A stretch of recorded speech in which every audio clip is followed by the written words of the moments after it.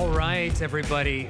Back here in Nashville, Bitcoin Builders Conference. We're going to continue today's discussion. Earlier today, we talked about capital. We talked about the application layer, started scratching the surface around decentralized finance in the greater Bitcoin ecosystem. Now, we're going to continue today's discussion around that third era we talked earlier about for Bitcoin. And Bitcoin's third era, which we're in now, post-2024, has seen the rise of a number of things that we've talked about today to also experiments, particularly around the token side of things. We've seen a number of token experiments start to rise in and throughout the entire ecosystem. Our next panel is going to focus on two that are very popular within the Bitcoin ecosystem, and that is Runes and BRC-20. And more importantly, putting the fun back in fungibility. Ladies and gentlemen, please welcome up, big round of applause for our next panel and their moderator, Kelley of Melrose PR.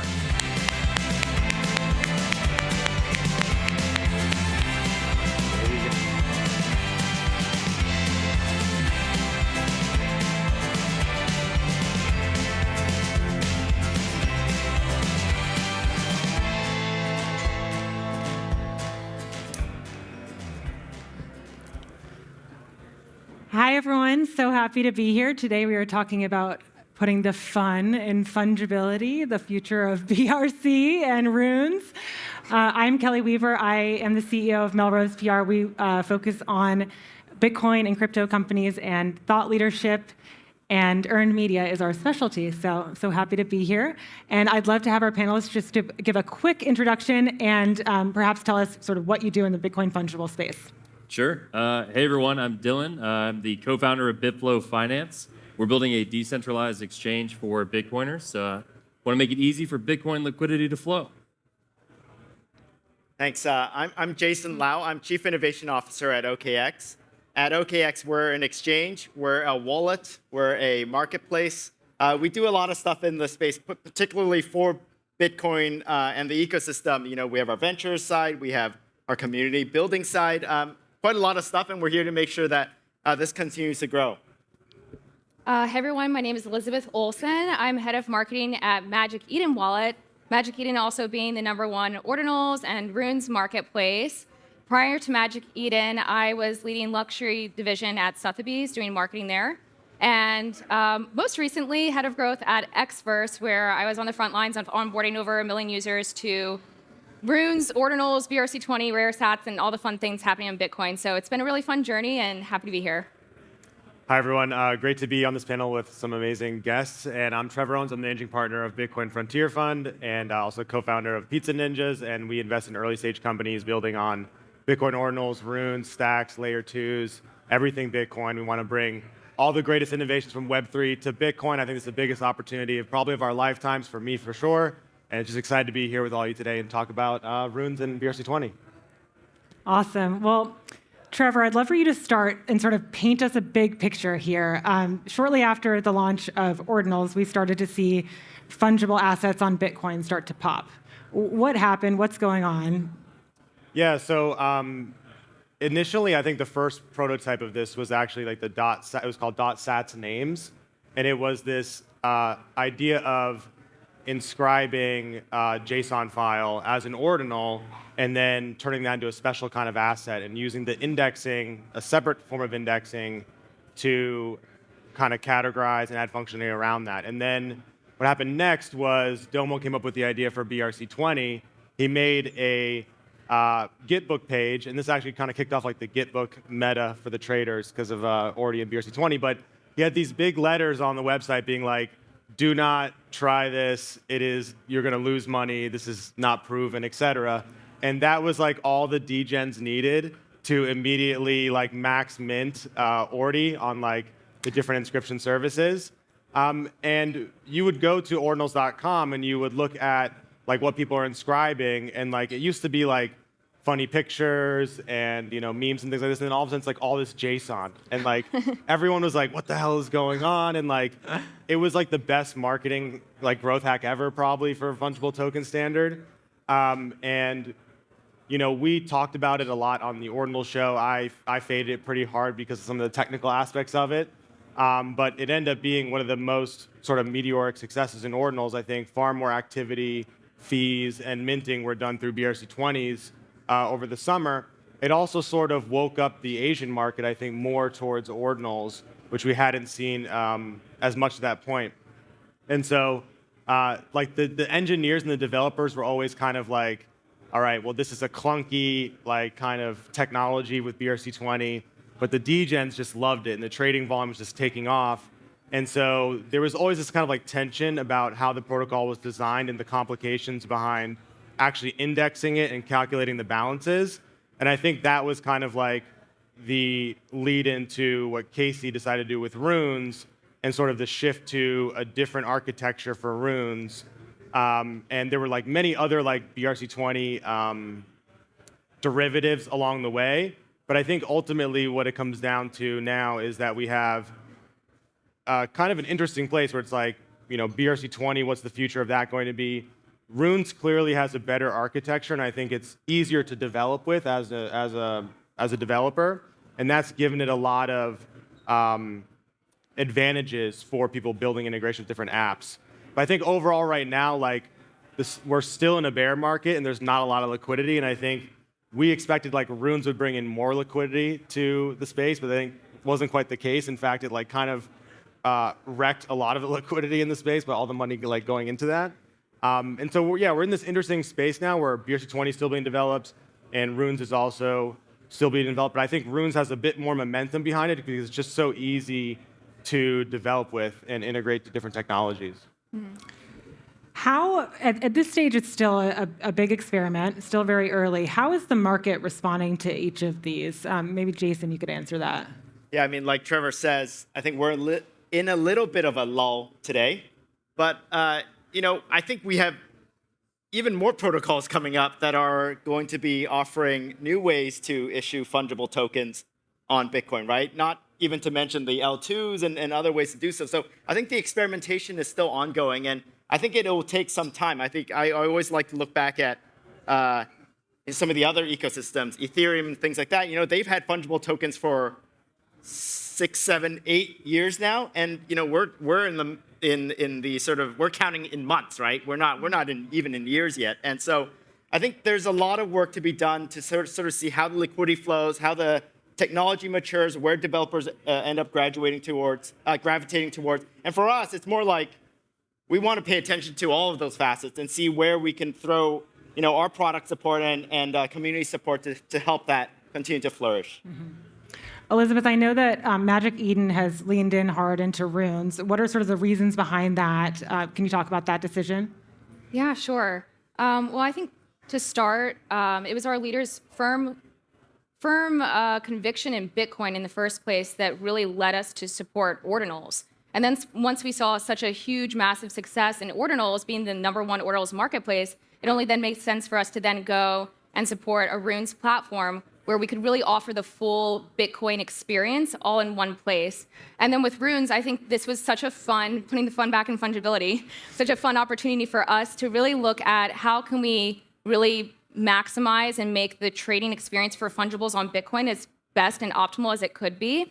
So we were looking to different features that we could provide to users to really solve different pain points like charts and trading tables and things like mempool protection and splitting bundles. So we really were trying to figure out ways that, like, how can we onboard users in a really seamless, smooth way that's going to get them to have retention and stick around and look at it through a fresh lens. And then in regards to adoption itself, I really do think it's infrastructure providers that have a lot of responsibility in regards to how different protocols take off and contribute to their success. If we don't have that infrastructure there, people aren't going to stick around. They're not going to be able to really participate and be onboarded. So we really want to provide that for users regardless of their experience. And so having the #1 Ordinals platform then go to support Runes really, I think, lended a lot of credibility to the protocol itself and contributed to Runes taking off. And now, being the biggest Bitcoin dApp, we're also building a wallet. So I also believe that Magic Eden Wallet is best positioned for Runes adoption because of the cross-chain interoperability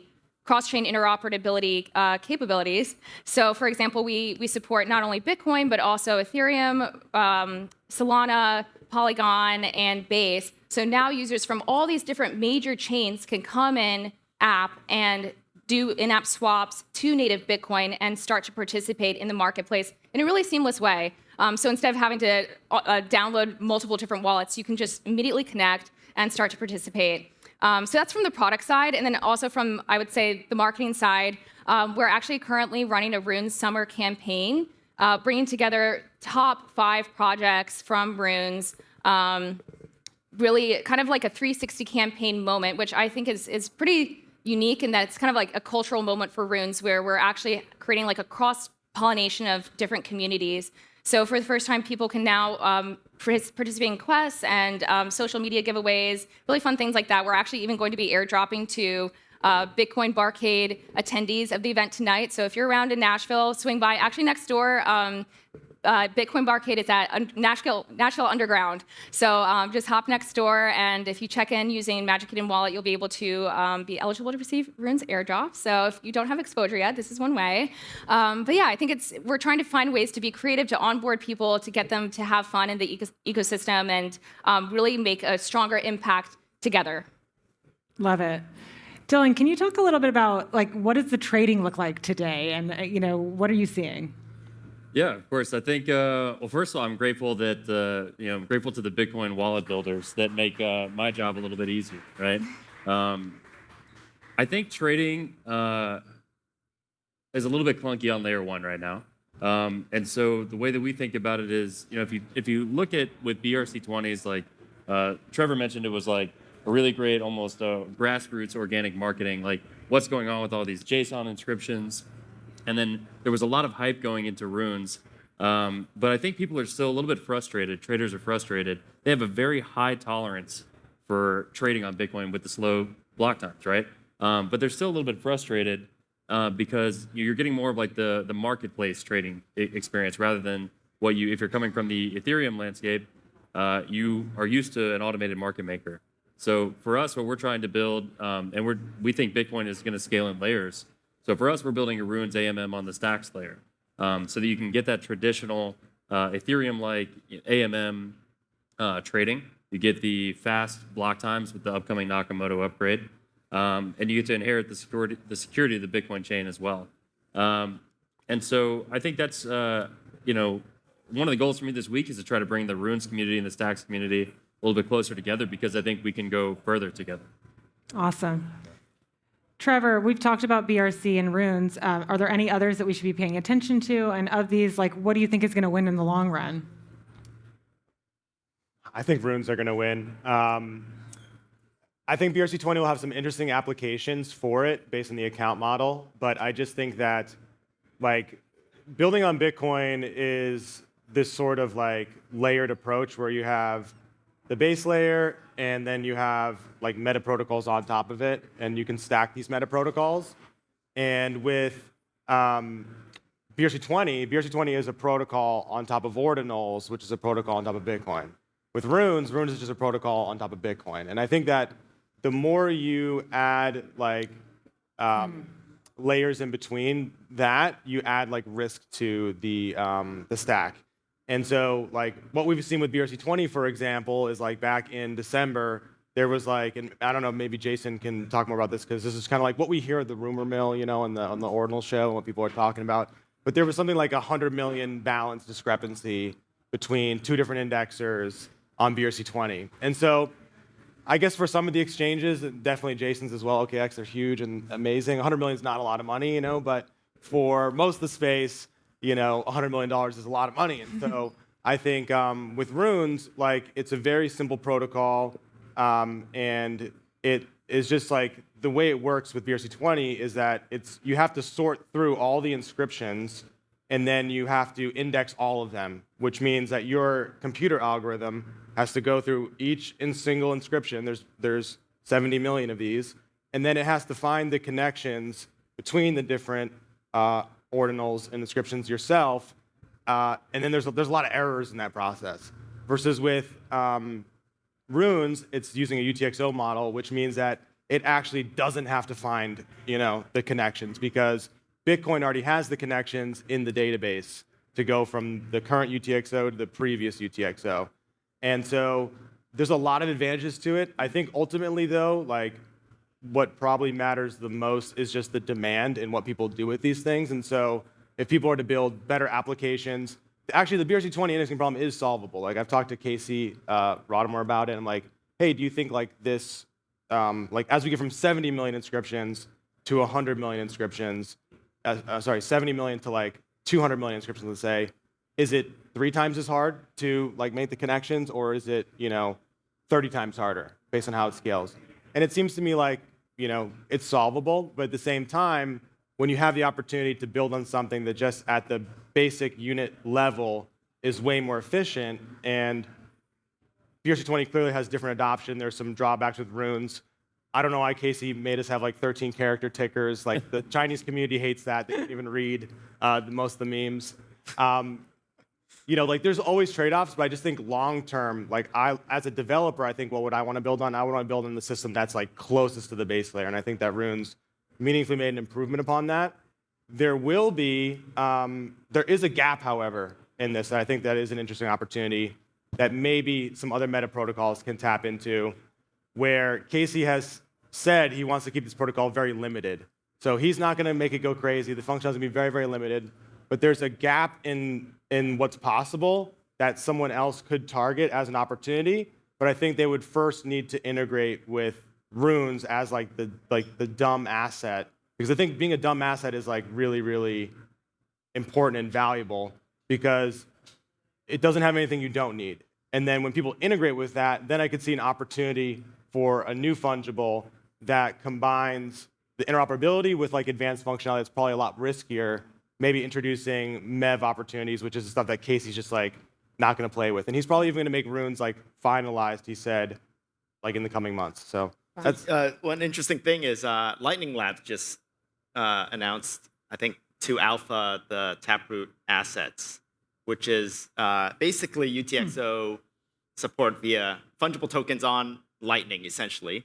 That supports Runes, right? Like by definition, technically it supports Runes. So I think that I'm with you on that front. I think there's legs to go where people can take that and build cool stuff on top of it. To your comment earlier about some of that indexer issues early on, I mean, that was the early days of BRC-20, right? We had all these different people with different implementations of indexers. I mean, I think what was the lesson learned from that was that, as a community, we had to get together and figure it out. People were trying to upgrade things, and it was breaking one thing or another. And look, at the end of the day, we're here, and we're it's in a good place now. But definitely was a bit dicier at the beginning. But that's natural, right? Again, it's like these pieces, these processes haven't been put together quite yet. We're a month-old community. I mean, the halving was only 3 months ago, guys. I mean, like Runes itself is only 3 months old, right? 3 months and change old. So there's a lot of infrastructure, a lot of stuff that's still missing. But yeah, we got to keep on chugging along at it. Yeah, we think about it pretty similarly as well. Like, from the, a lot of the infrastructure that we built is on the L2, but for the governance token for the Bitflow protocol, it's going to be a Runes token because we want it to be around as long as Bitcoin. And that's what we trust, is defining the asset on layer 1 and then bridging to the L2 for programmability. Yeah, I'd say also chiming in around the indexer issue. I think this is one of the major reasons why ultimately Magic Eden, initially we did launch a BRC-20 marketplace, but ultimately decided, okay, this doesn't really make sense for our users if we're having to, it requires so much rather inefficient developer resources. And then ultimately, we want to be able to provide a platform that doesn't have these like indexer risks. And now then knowing that Runes was coming, we were like, okay, this makes the most sense to devote all of our time and resources and efforts around a protocol that we really believe has a firm foundation and is most close to Bitcoin principles and longevity. Where are the stablecoins coming? I think that's a key missing. Right? I think there's a bunch of them on Runes now. I did want to mention briefly that I heard the balance discrepancy was Binance's fault, not OKX's fault, by the way. But You guys are doing great. I think we were a solution to the problem as opposed to. You guys were like- totally, and you guys are doing great supporting ordinals. Look, at the end of the day, we're here, and we're in a good place. I think that's all 100%. growing pains. Like, it doesn't really matter who and how. Yeah. But OKX is better. No, I'm just kidding. So, yeah, I think one of the interesting things with Runes is that to also acknowledge is that BRC-20 was also kind of started by Domo, and then it was really brought to market by Unisat. And I think that also made it a little bit more complicated from a ecosystem perspective than, say, how Casey launched Runes, because Casey is like a very truly neutral third party, and he's like proven on the open source side. And so I think that whatever's going to come next, what I would learn from Runes is that if you really want to be decentralized, you have to have a neutral person leading it.